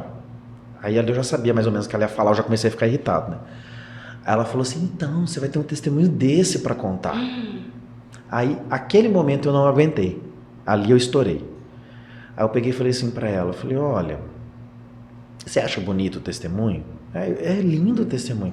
Eu falei, então pede pra sua filha esse testemunho. Pede pra você. Eu não quero ter esse testemunho pra contar. Não quero falar que eu passei por tudo isso e tudo deu certo. Eu não quero isso pra mim. Eu não queria que minha esposa estivesse lá. Eu não quero que meu filho fique órfão de mãe. Eu não quero isso pra mim. E eu estourei ali tudo que todo mundo fez. Coitada, ela nem merecia, né? Ela só queria me ajudar. Ela só queria me consolar. Eu entendo isso. Mas ali naquele momento, eu nem sei se ela lembra disso, porque eu acho que a pessoa entende também. Fala, cara, esse cara tá, né, no sofrimento puro, né? E aí eu estourei com ela, né? Então, as pessoas falavam isso pra mim, tentando me consolar. Confia em Deus. Eu, cara, confia em Deus. Eu confio em Deus. Só pode estar me tirando, né? Porque, cara, eu abri mão do meu trabalho, da minha carreira, da minha profissão, da minha formação. Eu sirvo a Deus. Como é que você vem falar pra mim, querer me ensinar a confiar em Deus? Você tá maluco, né? Então, eu pensava essas coisas, né? Mas nesse momento, antes de ir na visita das 10, eu decidi fazer dia. Oi? No quarto dia. No quarto dia que ela estava em coma. Eu decidi fazer uma oração. E eu falava com Deus o tempo todo e tal, mas ali naquele momento eu ajoelhei, eu lembro certinho. Uma cadeira de madeira, eu peguei, coloquei ela no meio do quarto, eu ajoelhei, e ali quando eu ajoelhei eu já comecei a chorar. Né? Comecei a chorar, e ali eu entreguei a Carol para Deus. Aí eu fiz uma oração de entrega. Eu peguei e falei assim, Deus, os médicos não sabem mais o que fazer, eu não sei mais o que fazer. Eu tenho um filho, né? Você sabe bem o que é isso, né? Eu tenho um filho, Deus. Eu vou falar uma coisa para o Senhor. Ela ainda está viva. Ela não morreu ainda. E o Senhor pode levar ela. Antes de ser minha, ela é tua. Então, o Senhor pode, leva. O Senhor quer, leva ela, não tem problema. Só que o Senhor vai ter que fazer um milagre na minha vida, porque eu não sei se eu vou conseguir continuar. Não sei o que o Senhor vai fazer, mas o Senhor vai ter que fazer um milagre na minha vida. Eu não sei se eu vou continuar sendo pastor, não sei se eu vou... Eu não estou querendo fazer uma troca com o Senhor, não estou querendo barganhar, não estou querendo te pressionar, não é nada disso, eu estou falando a verdade. Eu não sei se eu vou conseguir continuar a minha vida. Não sei se eu vou conseguir. Então o Senhor vê aí o que o Senhor faz, ela está na sua mão. Naquele dia eu descobri que eu não confiava em Deus. Eu falei, cara, eu não confio em Deus como eu achei que eu confiava. Eu não acredito do jeito que eu achei que eu acreditava. Minha fé não é tão forte como eu achei que era. Eu nem sou quem eu pensei que eu era de verdade. Eu preciso de um milagre, Deus. Faz um milagre dentro de mim. O Senhor vai levar ela, tá bom, tudo bem. Então o Senhor leva, mas eu não sei. E aí era por volta de umas 10 da manhã aí, quando eu fiz essa oração. E aí eu fui para visita, né? Fui para visita e tal. E aí eu cheguei na visita, assim, bem em cima da hora. Fiz a oração e fui, né? Aí eu cheguei lá um pouco atrasado. Quando eu entrei na porta da UTI e eu abri a porta, a Carol estava sentada, acordada. Eu fiquei tão em estado de choque, que eu vi ela sentada e acordada, que eu nem fui falar com ela. Eu lembro até hoje, doutor Ayrton. Eu fui direto no doutor Ayrton, que era o plantonista da UTI naquele dia. Eu falei, doutor, você não falou ontem pra mim que ela ia morrer? Ele falou, então, Matheus, olha lá, ela tá bem, cara. Eu falei, mas o que aconteceu? Ele falou, eu olhei pra ela e falei, cara, essa menina jovem, eu acho que ela resiste, vamos ver, porque ela tem que, ou vive ou morre. Vamos estubar ela e vamos ver se ela reage. Né? E eu não sei, talvez eu esteja julgando mal os médicos, né? Então, não estou falando que isso aconteceu dessa forma. Mas na minha cabeça, eu imagino assim, cara, essa menina já deu tudo que ela tinha para dar, vamos tirar ela dos aparelhos e vamos ver, porque, cara, ela já está aqui 50 dias na UTI e ela só piora. Então ela tem que reagir, né? Ou ela reage ou ela já morreu. Né? Ou ela desocupa o leito, né? Não sei, eu não quero... Tem mais gente pra entrar aí. Eu não quero julgar, né? Mas assim... Ai, que maravilhosa. Eu acho que é o pensamento lógico da coisa, né? Talvez eu pensaria dessa forma, né? E aí eu olhei pra ela, o doutor falando, eu olhei pra ela e falei assim, não, a gente vai estubar essa garota. E a gente estubou e ela reagiu, e tá bem. Eu falei, mas que dia que foi? Foi ontem? Que hora que foi isso? Foi por volta das 10 da manhã. Que era o horário que eu tava entregando ela pra Deus. Né? Naquele momento ali, Deus fez um milagre. E não é que eu estava pondo Deus contra a parede, porque se Deus levasse ela, Eu tinha entregado de verdade. Tipo assim, Deus levou, amém, Deus levou. Eu só estava sendo sincero para Deus, dizer assim, Senhor, eu não sei o que vai ser de mim. O Senhor me deu ela com quantos anos? 8 Você tinha anos de 8 idade, anos de idade. Eu falei, eu não sei se eu vou conseguir levantar de uma cama mais. Não sei se eu vou conseguir sair do meu quarto mais. Então, assim, a pressão psicológica, a pressão emocional, o desgaste que eu estava enfrentando de ter perdido meu pai espiritual, agora de estar perdendo a minha esposa. Com o filho pra criar. Foi muito, muito terrível, né? Mas ali ela começou a reagir. Ali Deus fez um milagre, né? Na sua vida. E como foi isso? E aí, eu te falei que no meu leito só tinha um relógio, eu contava os dias pelo relógio, e eu lembro que era terça-feira, não lembro o dia, mas era terça-feira. Quando eu acordei, assim, voltei da sedação, era sábado. Aí passava a enfermeira e falava assim, que dia é hoje? Ah, dia tal, sábado. Eu ficava pensando, por que hoje é sábado, se ontem foi terça-feira? Aí passava outro e falava assim, que dia que é hoje? Sábado. Aí eu fiquei pensando, gente, mas como que hoje é sábado, se ontem foi terça? Aí o Matheus chegou na visita, eu perguntei pra ele, falei, que dia é hoje? Sábado. Eu perguntei pra ele, e por que ontem foi terça-feira? Aí ele falou assim, quem veio te visitar ontem? Quem tinha sido, no dia que eu acordei da sedação, eu não tinha acordado ainda, né? Eu só tava viva, mas não tava acordada. Aí eu falei assim, foi a Laura, a minha amiga que visitou e desmaiou. Aí ele falou assim, não, ontem quem veio fui eu. Eu falei, não, ontem quem veio foi a Laura. E aí foi quando eu fiquei triste, porque eu tinha feito a declaração de amor pra ela, né? Ela nem sabia que eu tinha passado por lá. Aí ele falou assim, você não sabe o que aconteceu com você? Eu falei, não. Aí ele falou assim, você foi entubado. Aí foi um choque, eu levei um choque. Porque como o tempo todo eu tava consciente, eu via como era a intubação nos leitos da frente. Porque a UTI você compartilha tudo, né? E aí eu levei um choque, falei, meu Deus, como assim? Não, aí a gente pulou uma parte muito legal. Muito legal, eu até medo. Antes desses 4 dias acontecerem, quando ele veio colocar a máscara em mim, antes de tudo isso acontecer, eu já tinha perdido a voz. E uma das visitas que eu recebia foi de um pastor, porque o pastor tem capelania, então o pastor pode entrar em horários diferentes. Ele entrou, foi lá conversar comigo e falou assim, filha, na sua angústia, clama o Senhor, porque o sangue de Jesus tem poder. Eu falei, sim, eu sei, né? Eu cresci na igreja. Por alguma casa. Aí eu tava sentada, acordada, antes de todo esse episódio, quando eu vi, igual eu tô vendo você, um demônio em formato de robô subindo em mim pra me matar asfixiada. Quando eu vi aquilo, eu não tinha voz pra pedir socorro, nem pra orar, pra fazer nada. Eu só pensei assim, o sangue de Jesus tem poder. E quando eu pensei, o teto da minha UTI abriu e 4 anjos desceram. E desceram cantando, porque eu ouvi. Eles desceram e explodiram esse demônio. Após isso, eu fui entubada e sedada. E aconteceu tudo isso. E é importantíssimo Esse vovô, gente. Coitado. Buguei isso. Olha, Senhor. O demônio Transformers. Olha! E santos anjinhos que descem cantando. E depois disso que ela voltou, ela ainda ficou mais uns 20 dias no hospital, viu? Porque por conta do ciclo de antibiótico. tinha que terminar o ciclo de antibiótico. Aí fui fazer a cirurgia da Aí que perna. foi cuidar da perna. Aí eles me liberaram pra eu comer, porque na verdade foi assim, ó, o médico, depois que isso aconteceu, o médico chegou em mim, e eu vou falar as palavras que o médico falou, porque eu achei muito legal.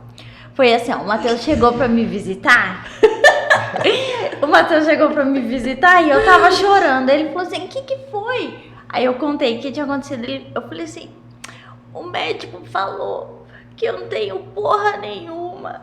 Aí que eu tinha feito todos os exames, ele chegou em mim e falou assim, menina, você não tem porra nenhuma. Você vai ter que pôr o pi aí, vai te falar um negócio do cara. Produção. Vou dar um soco em você. Vou te mandar de volta pra UTI.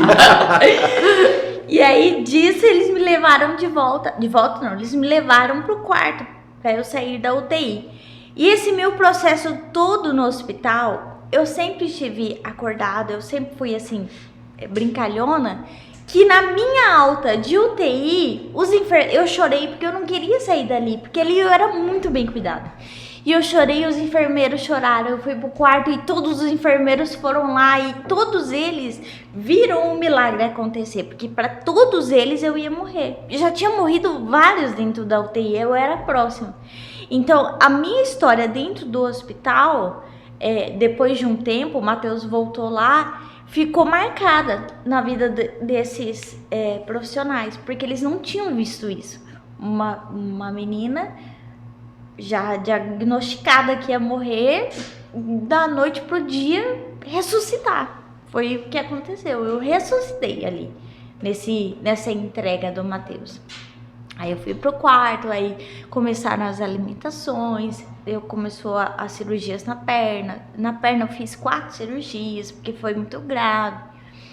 E aí depois desse período de hospital, eu fiz fisioterapia, eu tive que aprender a falar, a comer, a andar. Eu fiquei 1 ano na cadeira de rodas.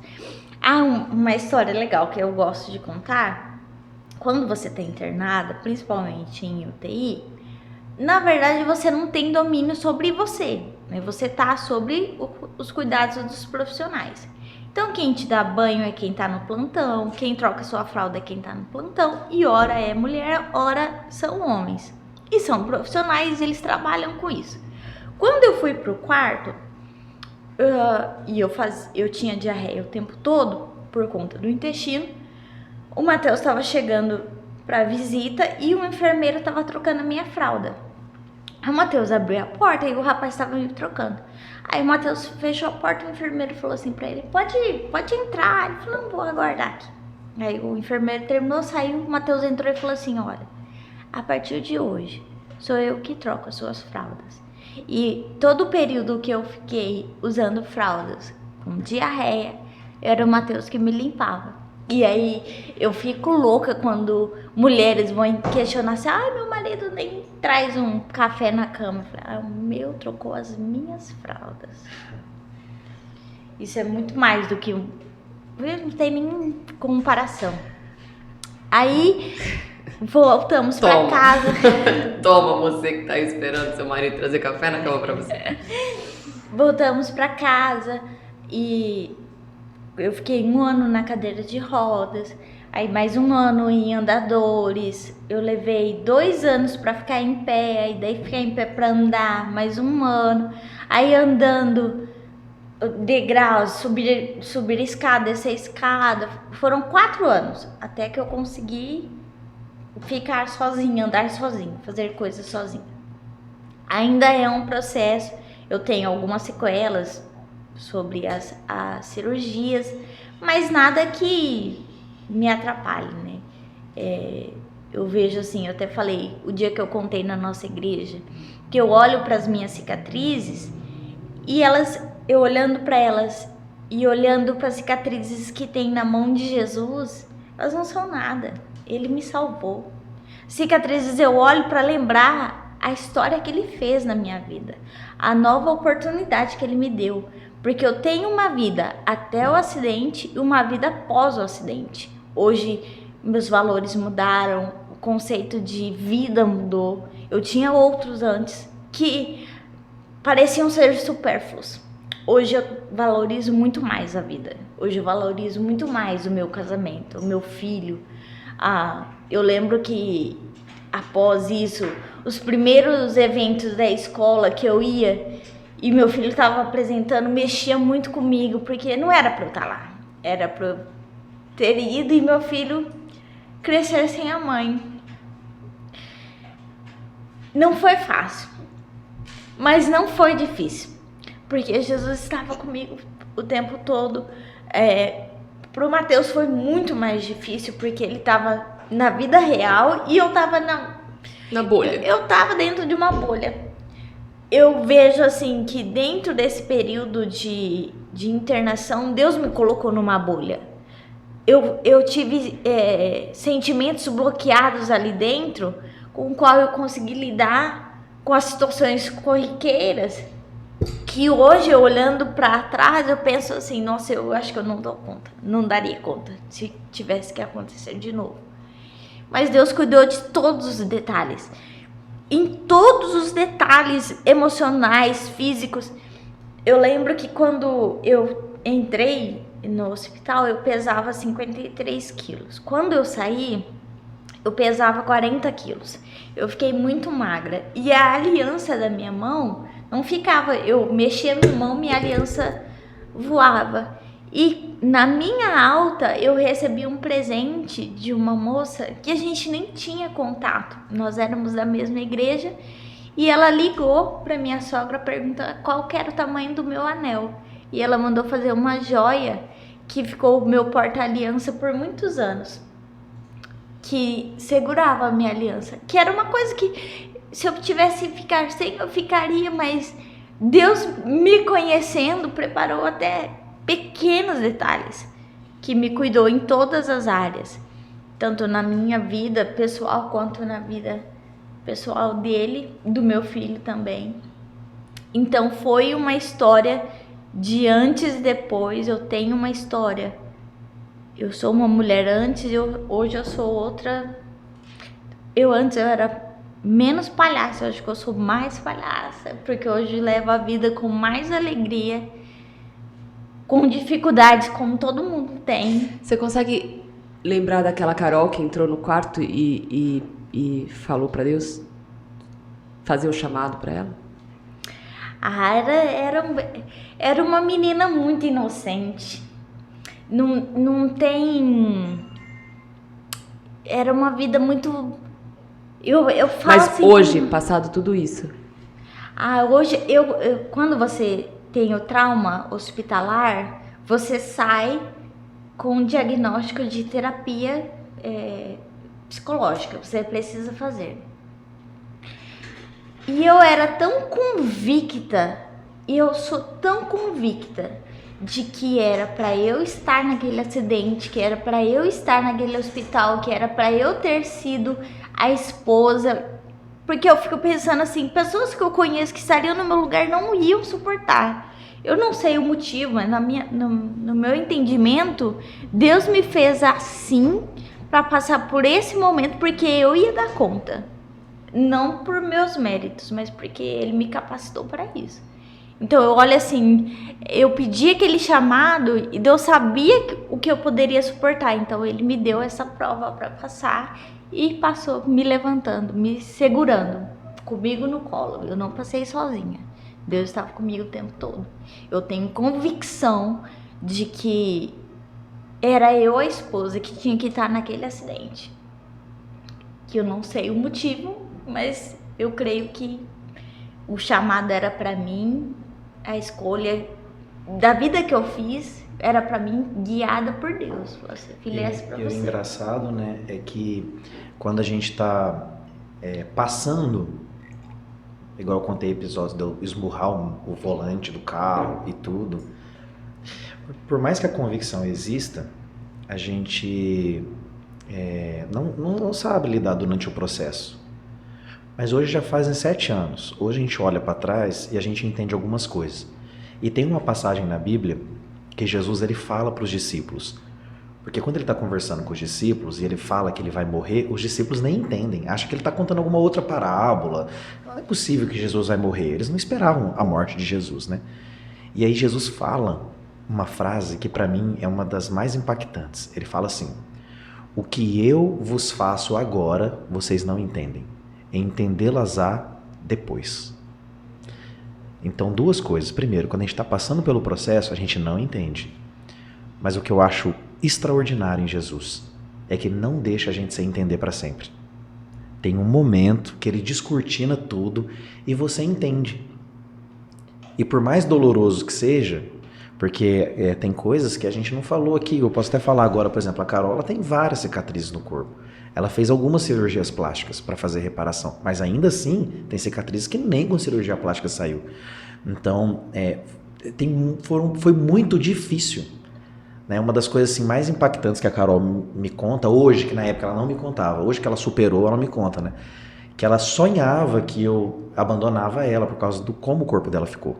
Eu ia te perguntar exatamente isso. Né? Então... Hoje, se seu lado feminino como ficou, né? Hoje eu tô totalmente resolvida, mas no início, por conta como eles me estruturaram de qualquer maneira, porque eu ia morrer na cabeça E porque deles, também abriu 3 vezes, né, sim, gente? Mesmo que abriu fizesse 3 bonitinho, vezes é o 3 mesmo vezes. machucado. E o corte é embaixo do seio até onde é a cesárea, então é o abdômen inteiro. E largo, assim. E largo. E chama escama de peixe, o tipo de sutura. E eu pensava que isso mudava a atração física do meu marido por mim, né? Mas Que na cabeça. mas normal pra qualquer mulher, né?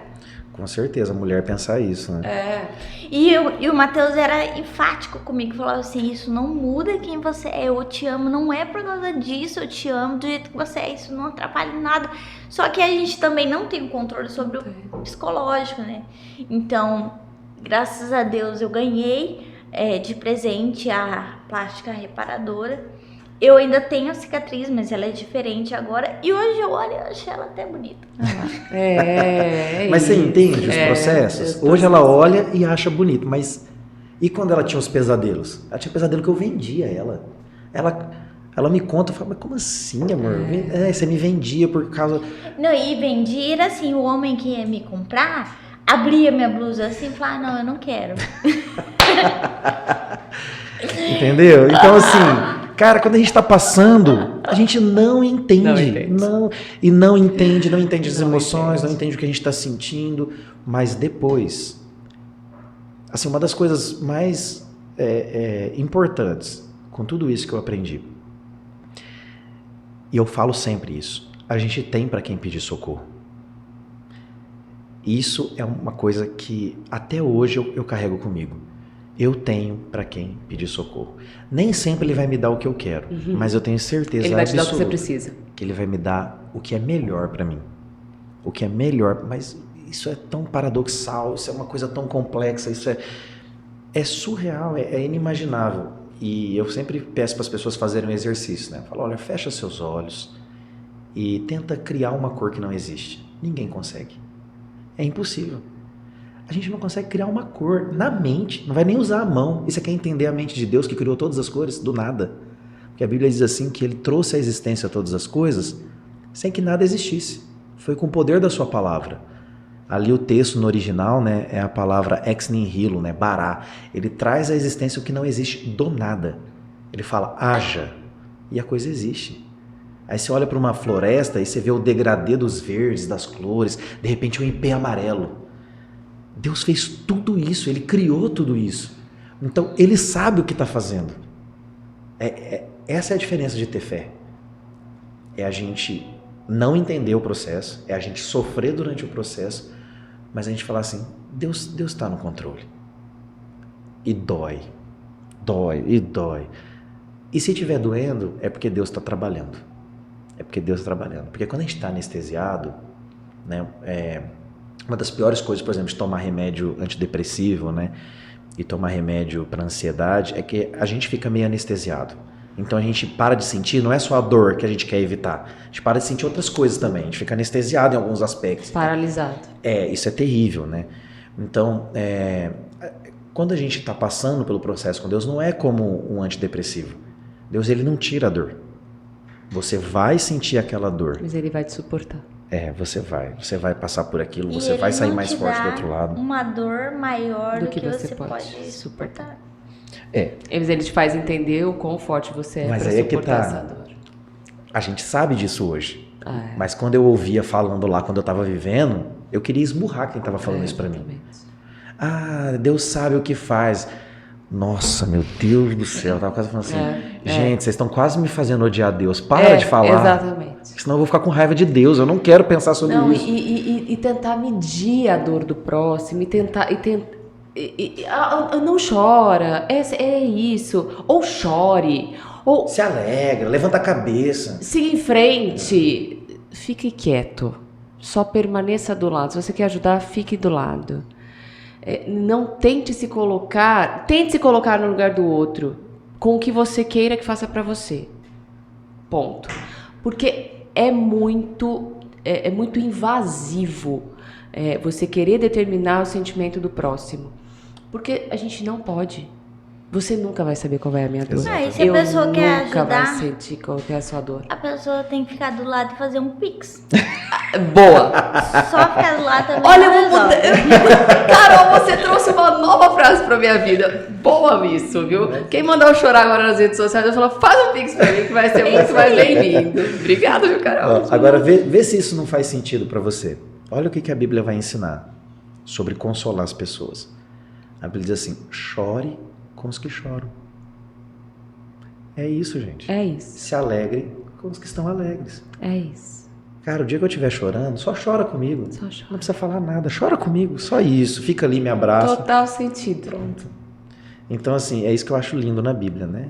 Ela realmente faz a diferença na nossa vida. Então, chora comigo e tá tudo bem. Não fica me dando conselho, sentido. não, que eu vou ficar com raiva de você. Não é? Carol, e o que você tira disso tudo? Como que você enxerga hoje? Resume pra mim hoje. Quem é a Carol hoje? Eu vejo assim que parece egoísta o que eu vou dizer, mas eu sou sim escolhida, privilegiada. Eu tenho um Deus que me ama.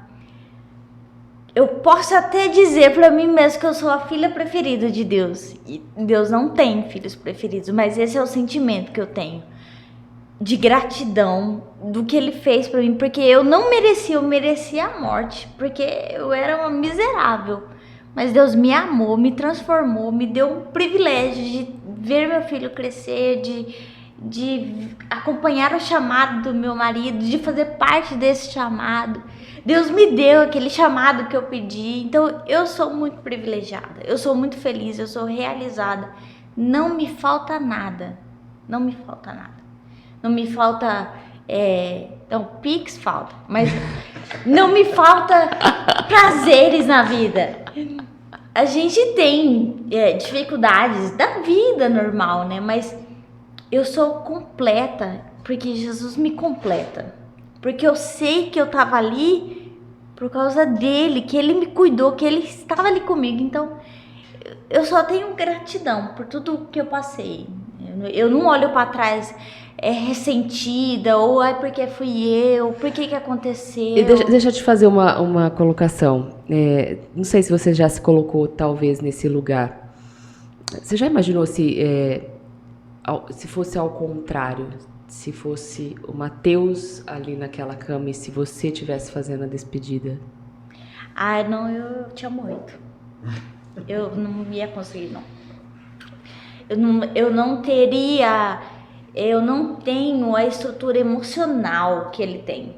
Jamais, nunca. Eu sempre brinco, né? Eu sou muito forte e resiliente na dor. Física. E ele não. Ele é homens, né? Uma gripe homens, eu já tô... Homens.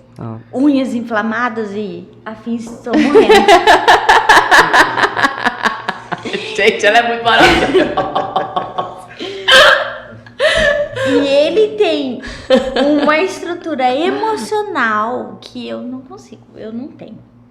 Se ele chega em mim e fala assim, amor, acabou o limite do cartão, o mundo acaba, eu já vou, eu sofro.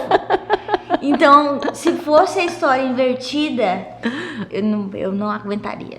E se fosse eu na cama? Não, eu tinha morrido, E eu? Será que eu tinha morrido? Não, então, você tinha morrido. Eu falo assim pra Carol, se um dia eu for pra UTI, não pede pra ninguém orar pra eu sobreviver, não. Já pede pra morrer logo. Já desliga tudo do aparelho. Desliga tudo. Não fica com esse negócio de deixar o aparelho ligado, orando pra Deus me curar. Pedindo pra escrever o que onde tá doendo, né? Não ia dar conta. Você ia levantar e tem medo de agulha. Eu não sei nem como que eu consegui ir lá visitar ela. Assim, é um negócio pra mim. Amor, difícil. explica.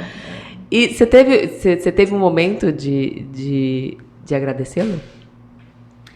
Já, né? Na cama, gente. Essa é uma parte boa. Essa é uma parte boa. Vai deixar vermelho aqui. Essa é uma parte importante. bastante aqui no Paris Cast, a gente fala muito a respeito disso. Mas já agradeci. Sempre quando a gente tem oportunidade de... Porque a gente conversa muito, de declarar um ao outro, eu sempre agradeço a ele.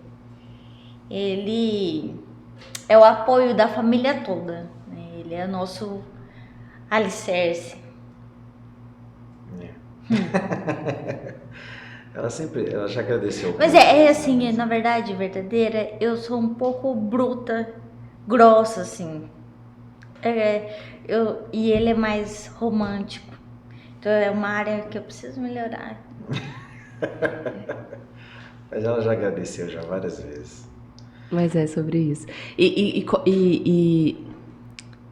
Eu vejo muito amor desde sempre, assim, desde vocês contando a história lá de trás. Mas como esse amor ficou depois de tudo isso? Como que vocês definem esse amor? Porque ele deixou de ser... Eu acho que ele nunca foi só carnal, né? Não foi só carnal, com certeza. Eu acredito assim que o acidente ele poderia ter nos separado. A gente conhece histórias, né, de pessoas que se separam quando isso acontece, né? E não permanecem.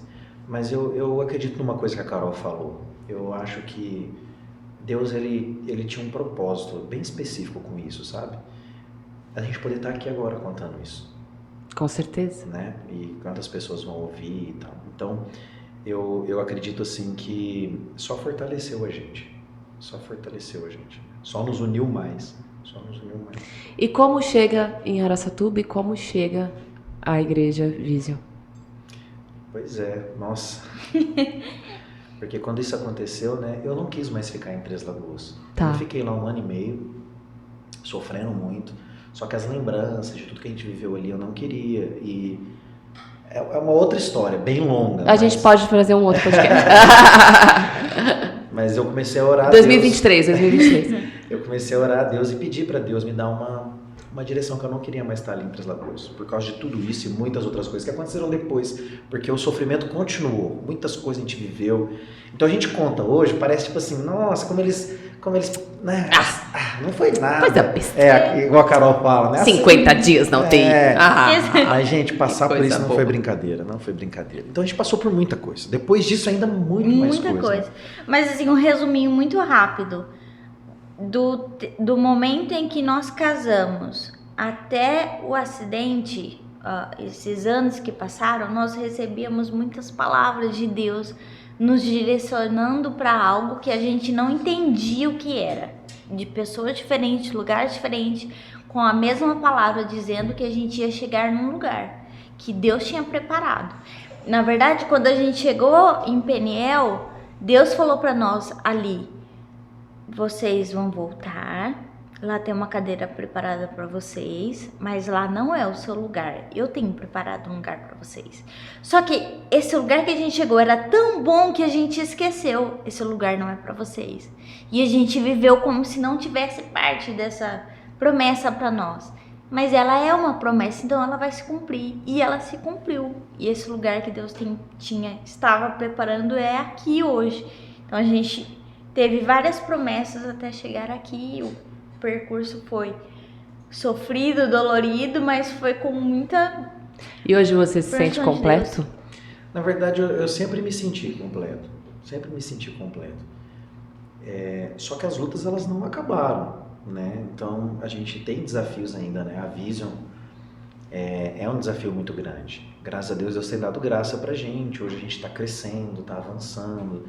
A gente consegue transmitir essa palavra que a gente acredita, né, de transformação. Né? O slogan da nossa igreja é exatamente isso, né? Vision, um lugar de transformação. Então, a ideia é exatamente essa. É a gente aceitar a estação de Deus, o processo de Deus e sair do outro lado transformado. Né? E eu estou aqui em Araçatuba, vai fazer 5 anos já. Né? E foram 5 anos difíceis, muito difíceis. O nosso acidente tem 7. Nós viemos para cá e eu ainda estava no processo de reabilitação, né? Então foram difíceis os dias mesmo. E hoje a gente está ali estabelecido na Avenida Brasília, né? Na antiga boate Calypso, ali do lado da Dust. E tem sido uma bênção. Esse domingo mesmo foi, meu Deus, né, amor? Foi extraordinário. Deus transformando, pessoas buscando uma transformação, aceitando essa transformação, e a gente vê Deus mudando a vida das pessoas, né, o que Deus está fazendo através da nossa vida. Então isso é o mais gratificante, né? Tem pessoas que passam uma vida inteira para achar o seu propósito, e eu vivo o meu propósito, então não tem como não me sentir completo dessa forma. Então eu me sinto muito completo, né? E isso acaba atraindo as pessoas, porque as pessoas elas olham e elas se identificam. Elas falam, eu quero também achar o meu propósito, eu quero também me sentir completo, igual você se sente. E elas se aproximam, e ali a gente começa a viver isso junto. Porque igreja é isso, né? Igreja não é uma religião, pelo menos não é o conceito bíblico que Jesus ensinou, né? Igreja não é uma religião. A igreja é um corpo, é uma família. É um lugar realmente para a gente estar ali e ser transformado e crescer. Então a gente tem vivido isso ali, né? Então, a cada dia que passa, a gente vai percebendo que as promessas de Deus, elas não falham. Elas não falham. E vocês são prova viva disso. Olha, eu sabia que ia ser muito especial. Eu tinha certeza disso. Eu sou sua fã. Gratidão por compartilharem. Gratidão por essa batida de carro. É muito doido a gente falar isso, né? Mas é porque tem muito mais coisa né, do que a gente esteja falando aqui hoje, que talvez seja compreensível muito além, né, do que está aqui descrito.